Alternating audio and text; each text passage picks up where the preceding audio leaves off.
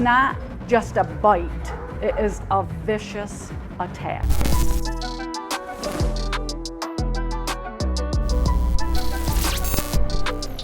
We've been doing the out-of-state program for years now. We just switched it up to like this newer thing that you guys are doing this weekend. Basically what ended up happening is I would have almost the same session all weekend long. And a lot of the people that I was working with were working with identical things. So I was getting to a point where I was doing the same session for 15 hours in a row. I want to be efficient and effective and combine everything together. So what we're doing is we're taking that out-of-state program and kind of putting it into a hybrid seminar where the first session is you guys coming in doing a one-on-one for an hour, and we're talking about everything you want to work on, all that fun stuff. Later today, tomorrow, and then half of Saturday will be in a group atmosphere. So it's going to be fun, but this is going to be the first time that we're doing it this way, because I've done the out-of-state so many times and I've done a lot of seminars, but now we're going to combine them together.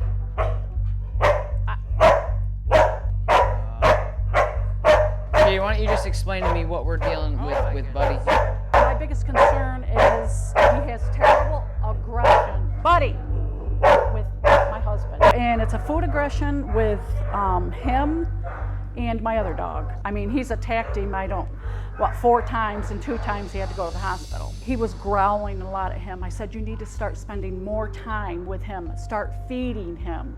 Well, that backfired, because that's when he attacked him the first time. The other times, it was basically food and me. Okay. We can go sit down in the living room, and I'm sitting there and he's by me, or if he's not even by me and he comes in the living room, he comes right over by me and he lets him know, don't come any farther. The biggest goal is the aggression part. And another thing is I want to be able to walk him. Last time I tried to take him, he pulled something in my hand. I want to see you work with him a little bit. Okay. It's not a test. I just want to see where your basics are, okay. Basic obedience, your relationship with him. Okay. We'll get started. Okay.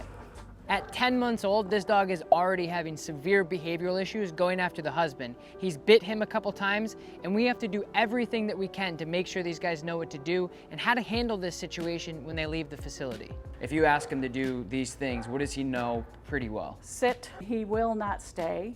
If someone comes to my door, he is jumping. And I tried different things as far as like keeping a leash on him and having everybody just ignoring. That didn't work. The only thing that I found that works is a spray bottle. So I want to just give you a slip leash really quick. Okay. Now when he attacks, does he give warning or does he growl? Yes, okay. He does. What I'm going to do is I'm going to introduce leash pressure. I need to be able to start communicating with him, get his attention, get him engaged, because when you're walking him, he's so distracted by everything else. And he's a puppy, he's a border collie, and he doesn't know me, so it's going to be a challenge for me. But I want to get him at least paying attention to me as somebody that should be of interest of him. Right. So I'm starting to get treats out with Buddy to get him more on me. We need this dog more engaged. If you watch him with his owner, he's completely disengaged and doesn't care that he's even on the leash. But when you're using food with a dog that has resource guarding issues, I have to be very careful. I don't know this dog, and he's bit somebody for this resource guarding issue in the past. He could come up here and claim this bag pretty quick and then try to defeat me, because that's what he's done so far to you. That's mine, I'm gonna bite you, you're gonna go away, that's how this works. So what I'm gonna do is I'm just gonna try to work him and just do obedience, but at the same time, there are gonna be certain things I'm gonna be kind of grinding out as far as corrections go. He jumps up and tries to take food. That's like the first initiative for him to say, hey, that's mine, give it to me. He needs to be punished for that, because that's why he's getting away with some of the things he's gotten away with before. By the way, guys, we did get a brand new facility. I'm so excited. It's 15,000 square foot of dog training space for all of our board and trains, and we have new offices, and we have a lot more trainers coming on board full-time right now. So welcome to our new Upstate Canine Academy facility. We're getting a new sign. We just did landscaping. We're doing a bunch of construction inside. So that's what we're doing right now, setting everything up. Wanted to give you guys first look and behind the scenes of the new Upstate Canine Academy, number 2. So we're gonna move some stuff in and get going on it. We literally couldn't find like just one of these, so we had to get this too, so forget this. All right, let's build some kennels. We need a door. Kyle?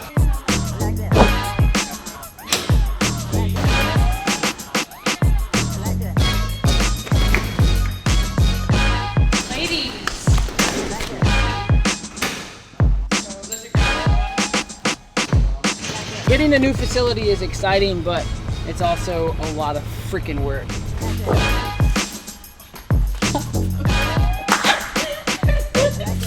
I just go. Did you guys see that? I know.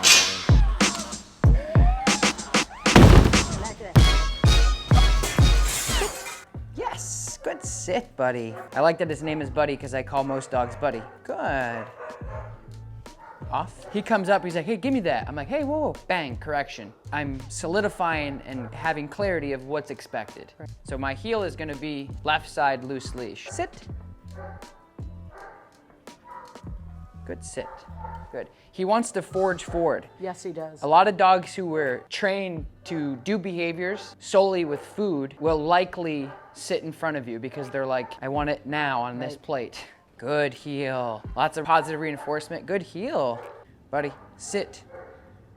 Yes. Yeah, buddy. Good job.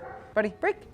So break is gonna be a very big part of your training because that's basically your command or your cue to say, be a dog, do what you want. You're no longer working. So we have to create structure and balance to make sure this dog knows the difference between what he should be doing and what he shouldn't be doing. And right now he's completely out of control. And if the owners aren't careful, they're gonna end up with more bites on their hands. He needs a job, he needs a guideline, he needs an itinerary throughout the day. His head is constantly like, woo, woo, woo, woo, piece of candy all the time. So you need to be able to say, hey, here's what I want you to do. I want you to sit, okay. I want you to go to your bed, okay. I want you to down, I want you to stay, I want you to leave it. I think the ultimate thing that people don't realize with that with dogs love it. Like all the dogs that I work with, they take a deep breath, they go, oh, thank God, somebody's in charge here. Yes, he doesn't have good obedience or great obedience by any means, but his behavior is why you're here. All of the micro little steps with obedience will help with the behavior. If we say, buddy, SIT, and he decides to say, nah, I'm not doing it, and he gets away with that, there's absolutely zero and no reason why you have food and he says, I want that, and you go, no, go lay down. He's like,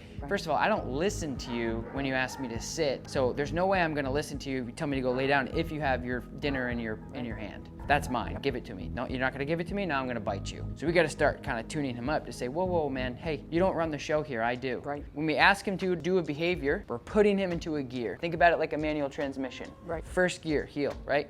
Sit is sit, break is break. When you ask a dog to do something, it's kind of like Alexa or Siri, you just say the dog's name, you ask him to do something. So right now we're gonna go, buddy, heel.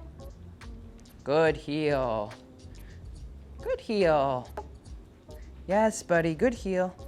So see how I'm kind of doing like a gas pedal brake type thing here? The healing is like that. You're giving pressure, you kind of keep them where you're at, and you're just stop and go, stop and go. Heel. Good boy. Good boy, bud. Sit. It's a good sit, but you want them right here. Yep. So yeah, there you go. Okay. Get in the habit of start using your leash to kind of dictate where his body goes. Good heel. Good. Sit. Sit. Walk towards me, straighten him back out. Now stop, sit. Sit. Good Good sit. boy. Better. The only thing you want to do is don't correct him and ask him. Everyone does that. They go sit, heel. Okay. Buddy. So there, so don't correct him there. See how you did that? Every little pop that you do on that, it's a correction. Every time. Okay. Slow down a little bit, slow down. Good, now stop and sit. Sit. Good. That was a good boy. Good. Okay, so now we'll give him a break. So just tell him break. Break. Don't correct. Oh, I can't. It's all good. It's a habit. So you ask him to sit, and then if he doesn't, you can pop. When you're trying to kind of move him around, you can just use a little bit of leash pressure, slide this way, or just a couple pops. So if you say leave it and he doesn't, it would be more of a pop. If you say sit and he doesn't, you could do a little bit of pressure up, but you can also do a pop. That's gonna be predicated off of the dog. This is gonna be good dog, that's bad dog in any circumstance. Anytime you're doing this, you're like, hey man, you're doing something you shouldn't. I was talking about this earlier, but you know what? I told you guys this would come in handy.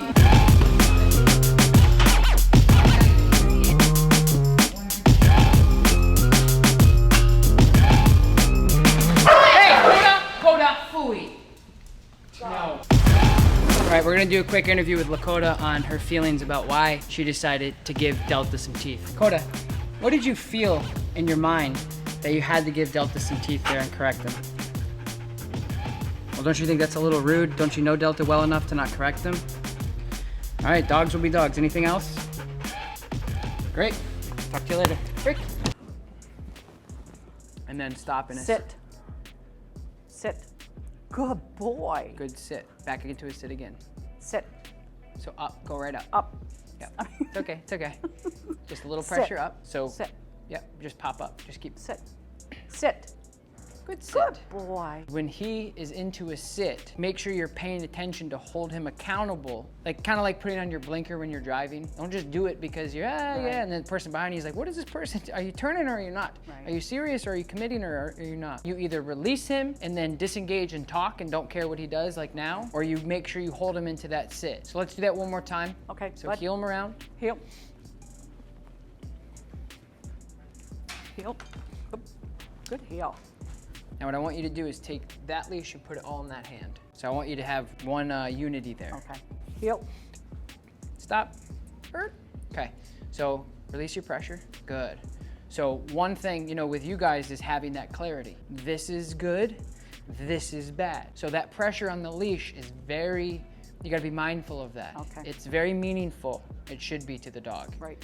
So if he's doing really well, you are dead on that arm. Right. But as soon as he starts to do anything that you don't like, there's pressure. But if you're halfway pressure, even if he's doing good or bad all the time, it's not gonna be as clear. Not asking and correcting at the same time. So it doesn't matter if it's the prong or the slip collar or the slip leash, which all three of those are on. Every time you apply pressure to that collar that has action, interesting enough, if we test this out, watch. Well, I don't know. I'm literally saying test, I don't know.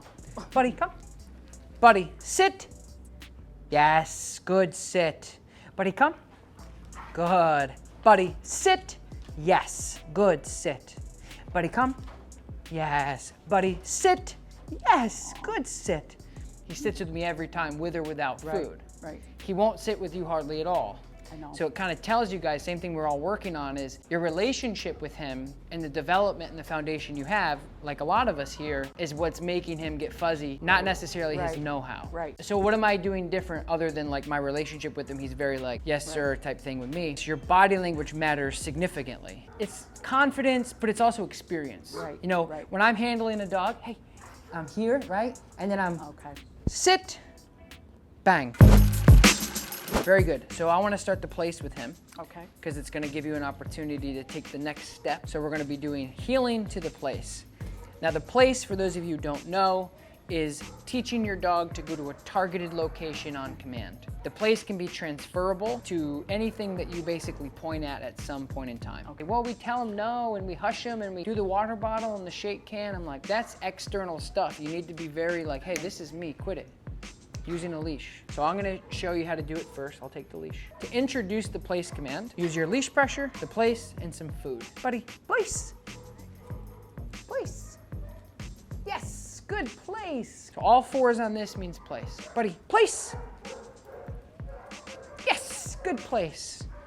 So I ask him the place and he's like, how do I get the food though? And I'm like, and then he goes there and bang, he gets paid. When we do the place, they don't have to sit, they don't have to down, they don't have to do anything. They just gotta put all fours on there in the beginning. That's what I expect anyway for the place command. After, you can do sit, like we were doing with Jet, you could do the down, etc. In the beginning, you're not gonna do like a ton of pressure on there. Okay. No corrections, we talked about that earlier. You're not gonna correct him, he doesn't know what that is yet. But when he gets there, you're gonna reward him. Okay, buddy, place. Place. Good place. Buddy, place. Yes, good Good place. place. It's one advantage of working with Good Border place. Collie is they catch on to things very fast. Break. And then use your body to kind of break him off. Oh. So let me see. How do I get that dog up there without saying anything and then breaking him without saying anything? Right. So let me show you how that looks. So if I wanted to get him up there, right, I'd come up, there, forward, very like, hey, this is where we're at. And then a break off. My body tells and paints the picture thing. So again, if I wanted to come up here, we're gonna come up here like this. Good, I'm gonna stop him right here. He's gonna maybe sit or whatever, because he's like, okay, what do I do now? And then when I break him off, I just do this and he kind of comes off.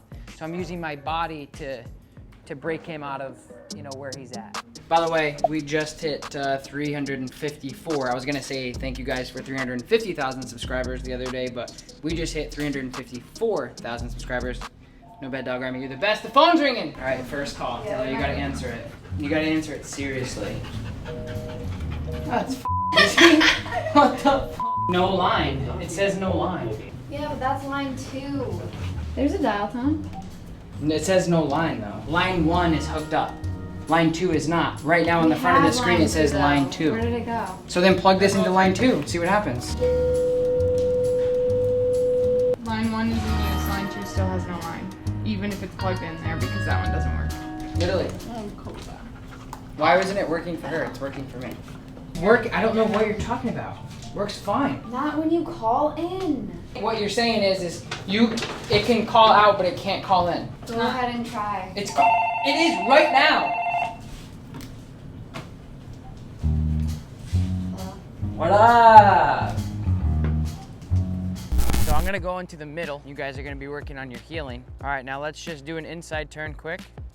Nice job. And a stop, and just hold that. Good. So make sure, like when you're doing with Buddy, don't give him any of those pops. He went behind you a little bit and you gave him like a pop this way. He's very sensitive to the prong, so make sure you don't give him any of those unnecessary corrections. Like if you want him to just stay, let him hang out right there. Buddy, leave it. Leave it. Leave it. Good, leave it, good. So I'm gonna give you the bowl and you're gonna put it down and you're gonna work on your obedience. It depends on your dog's strengths. For me, it would be a sit, stay, and then putting the bowl down. If your leave it is stronger and you feel more comfortable with that, you could do that. The reality is if you ask your dog to sit and stay and you put the food down, they should sit and stay. And the leave it's gonna come like when you pass it or something like that. I'm gonna come around with these balls and add some distraction.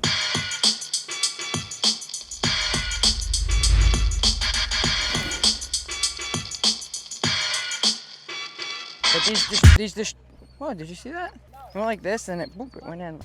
Heel. Heel.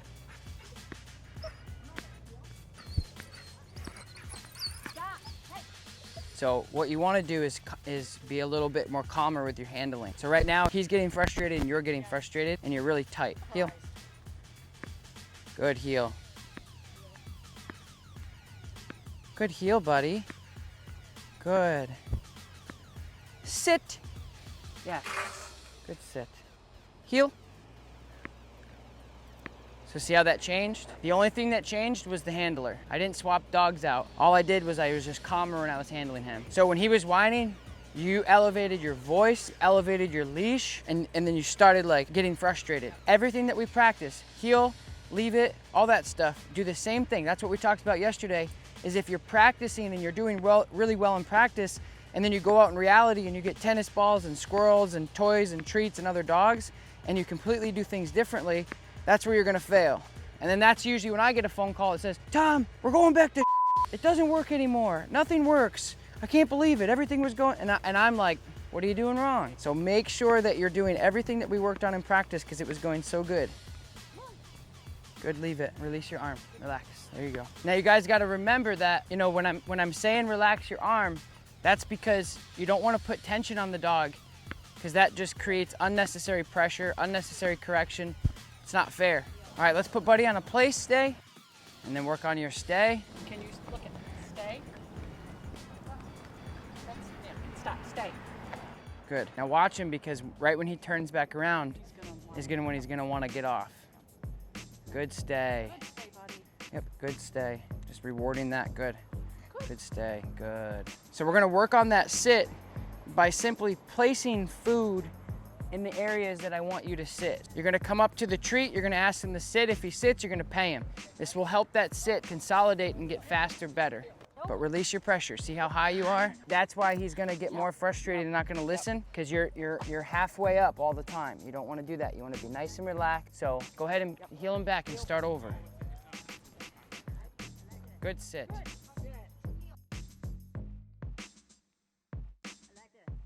The weekend was awesome.